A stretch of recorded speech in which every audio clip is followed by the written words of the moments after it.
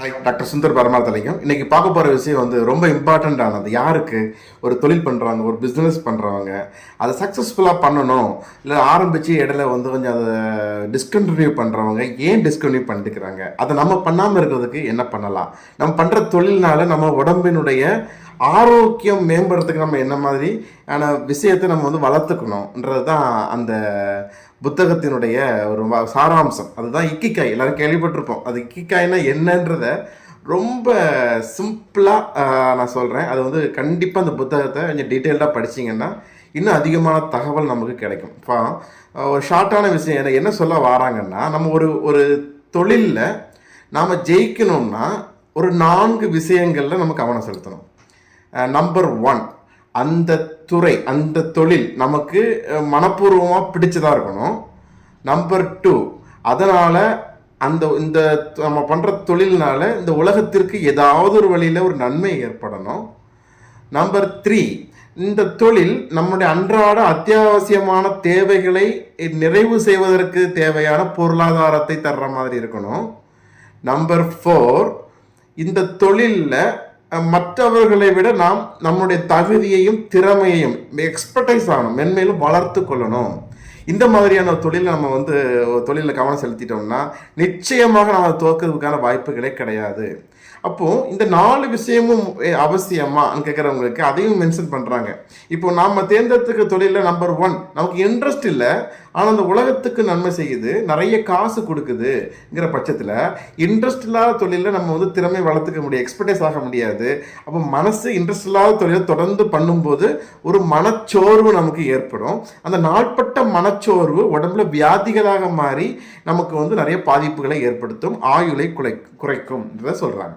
இப்போ நான் பண்ணுற தொழில் எனக்கு பிடிச்ச தொழிலாக இருக்குது. நம்பர் 1 பிடிச்ச தொழிலாக இருக்குது. நம்பர் 2 என்ன பார்த்தா அந்த உலகத்துக்கு நன்மை செய்யாததாக இருக்குதுன்னு பார்க்குறோம். ஃபார் எக்ஸாம்பிள் என்ன, ஒரு டீ காஃபி அது வேண்டாமே, ஒரு மதுபானம் விற்கக்கூடிய ஒரு தொழிலாக எடுத்துக்கோங்களேன். அப்போது அந்த மதுபானம் பிடிக்கக்கூடிய தொழில் ரொம்ப பிடிக்கல, ஓரளவுக்கு பிடிச்சிருக்கு.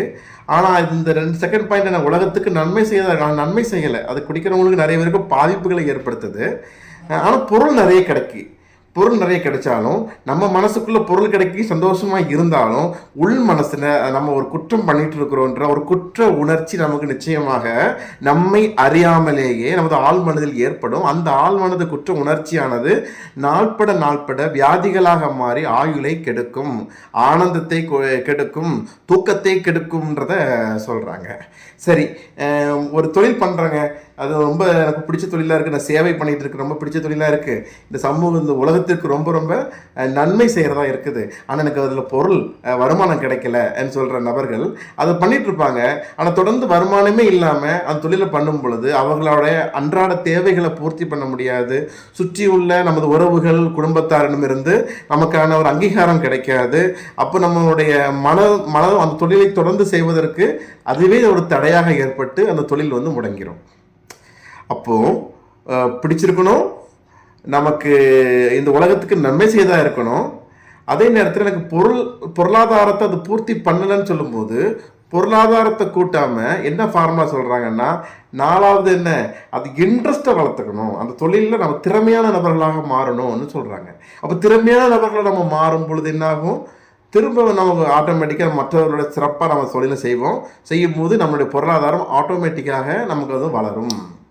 அப்போது நம்ம ஒரு வாழ்க்கையில் நம்ம பண்ணுற செயல் எப்படி இருக்கணும், நமக்கு மகிழ்ச்சியையும் ஆர்வத்தையும் தர்றதா இருக்கணும், இந்த உலகத்துக்கும் நன்மை செய்கிறதா இருக்கணும். நம்பர் 3 என்ன, அந்த நம்மளுடைய அடிப்படை பொருளாதாரத்தை பூர்த்தி பண்ணணும்.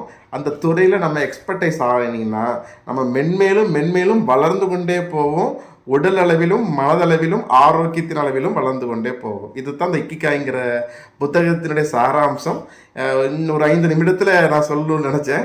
இது நம்ம டீட்டெயில்டாக பொறுமையாக உட்காந்து ஆழ்ந்து நிறைய உதாரணங்களோடு இதை படிக்கும் பொழுது இன்னும் நிறைய புரிதல்கள் ஒவ்வொரு டைம் படிக்கும் பொழுது நமக்கு ஏற்படும்.